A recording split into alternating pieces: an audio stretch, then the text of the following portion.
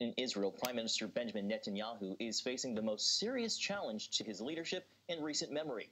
He's not been able to form a government after 2 general elections this year, and now he's under criminal indictment. CBN Middle East Bureau Chief Chris Mitchell looks at the challenges as Israel faces a 3rd historic election in less than a year. On December 26, more than 100,000 Likud party members will be eligible to vote on their leaders. Gideon Sa'ar is challenging Benjamin Netanyahu, Israel's longest-serving prime minister, to represent Likud, a position that puts the winner in line to become prime minister. So Gideon Sa'ar has long been known to be someone who wishes to challenge Netanyahu for many years, and he is quite popular amongst much of Likud, but really not enough, it seems, according to the polls, to take out Netanyahu, the incumbent leader and the prime minister. And the polls seem to currently suggest quite consistently that the Sa'ar insurgency will be serious, but it's hard to see how he can win the primaries. Sa'ar has warned if party members don't choose him over Netanyahu, Israel is headed for a left-wing government. Israeli expert Eugene Kontorovich disagrees. All of the polls show that no matter who wins these primaries, it seems the results will be the exact same, which is that nobody can still form a coalition.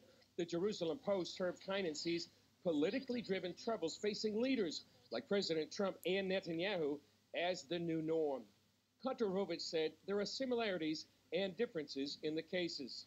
There's a sense in both cases that the establishment, the legal establishment, has not been exactly fair with both leaders, but they're also quite different. So Trump is not, in fact, facing indictment. As a matter of fact, in America, it's quite clear that you cannot indict a sitting president. He has to be removed by impeachment first. He is being impeached, which is not a criminal proceeding, whereas Prime Minister Netanyahu is indeed facing criminal proceedings. Kontorovich believes the U.S. administration is frustrated with Israel's political stalemate. The great shame is that Israel is wasting perhaps the world's most valuable political resource, which is Trump time. So Israel now has the single most favorable American administration it has ever known, which has already changed the diplomatic map and the diplomatic rules for Israel in ways that were unthinkable previously.